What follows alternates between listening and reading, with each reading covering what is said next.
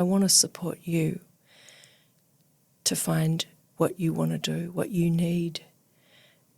All of us, with our friends, like so often friends say, just don't do that, or just don't think like that, or you don't need to feel that way. And it doesn't help because we are.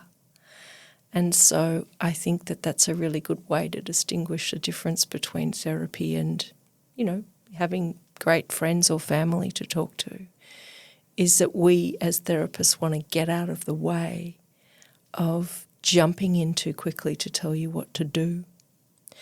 And one of the main reasons for that is that there's going to be a reason why you're doing what you're doing.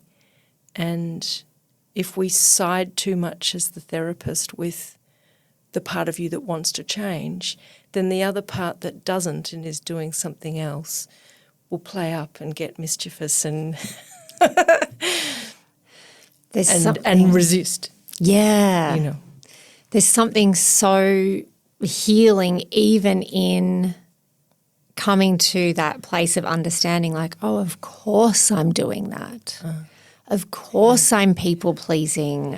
I've now unpacked how that developed in me and how I adjusted to make that happen. Or of course I'm drawn to this substance because of what I'm sitting secure with. Attachment. Yeah. Right? Yeah. Yeah. And that brings self-acceptance in. Can you say more about the Gestalt theory of change? Yeah. There's a clever phrase that describes it called the paradoxical theory of change. And paradoxical, I guess, because all of us have an idea that change means that we are something different from what we are.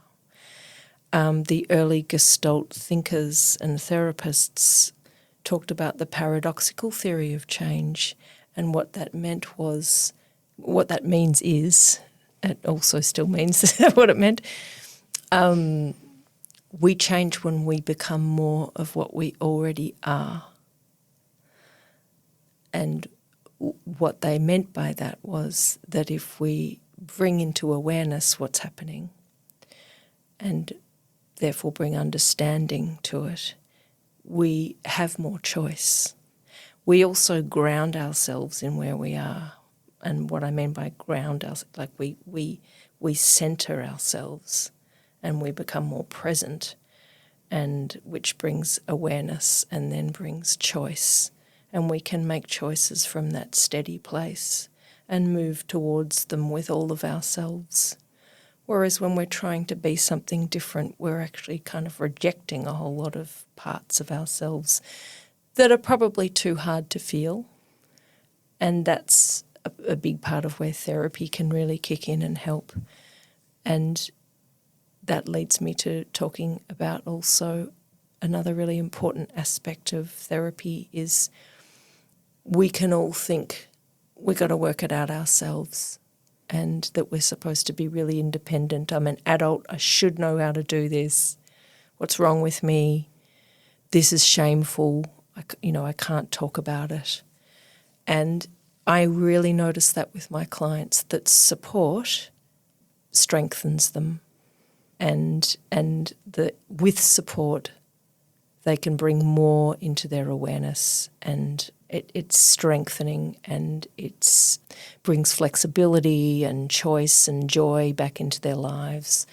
I've strayed a little bit though from the question about change, but then that's sort of an intrinsic part of it as well.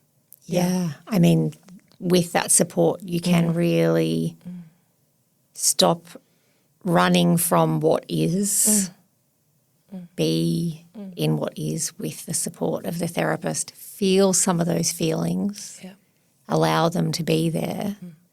And that often needs support if they feel overwhelming and if we've put them very far away for good reason. Another part of Gestalt that talk about we find ourselves at the contact boundary with another person.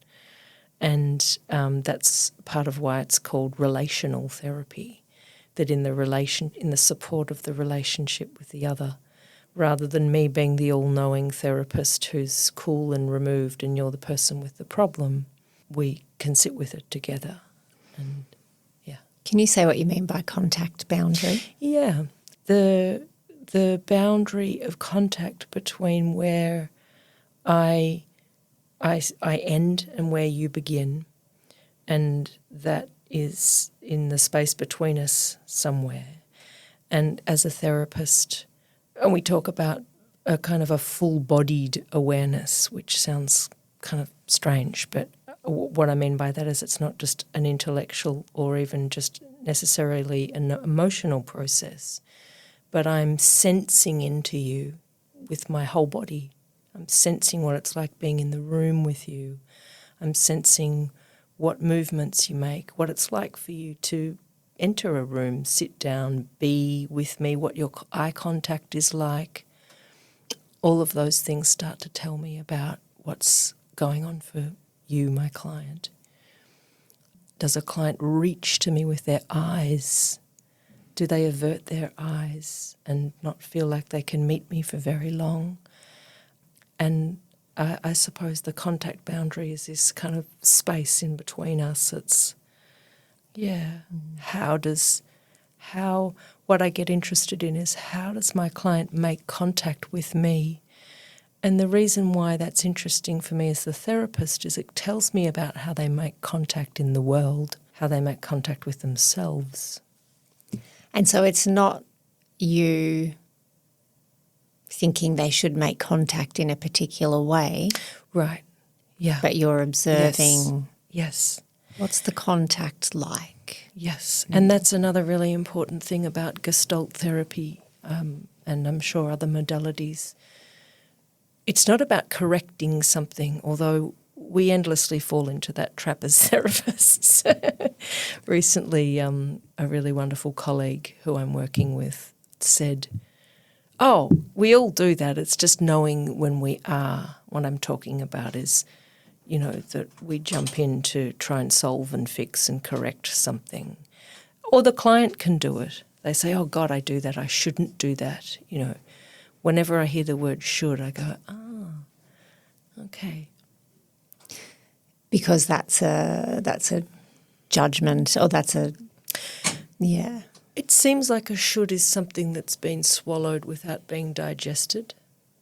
So I get curious about helping the person digest what they want and maybe spit out what they don't, because otherwise it's just an idea that's come from the environment, being either society or another person. This is what I should be. It's not what the person is. It's not helping them. It's just like something stuck in them that they've swallowed. That's been put on them from other people or the system or from their family or from their friends or partner or society. Yeah. And that often people have a classic kind of tug of war going on. I should be this, and another part's like, yeah, but I don't want to.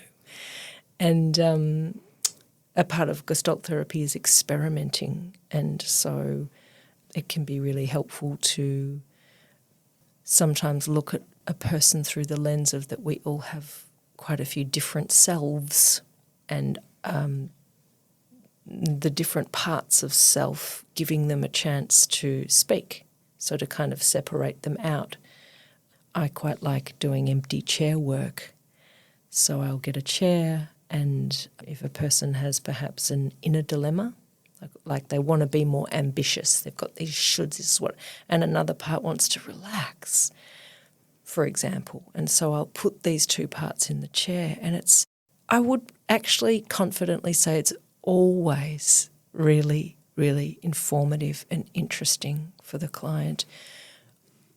Can you clarify what you mean by put the two parts into the chairs? How does empty chair? Because this is a classic Gestalt experiment, right? This is sort of a sometimes when people say, "Oh, Gestalt, that's when you put your mother in a chair and yell at her, isn't it?" It's like, yeah, right. So I will get a chair or two, depending on what's happening. So if a client has a struggle with their boss or a parent or a friend or a lover, or they have an internal struggle, I will get another chair, and I'll invite the client to, it's a very important slowing down into your body. What I mean by that is noticing your breath, noticing your feet on the ground, really coming into your senses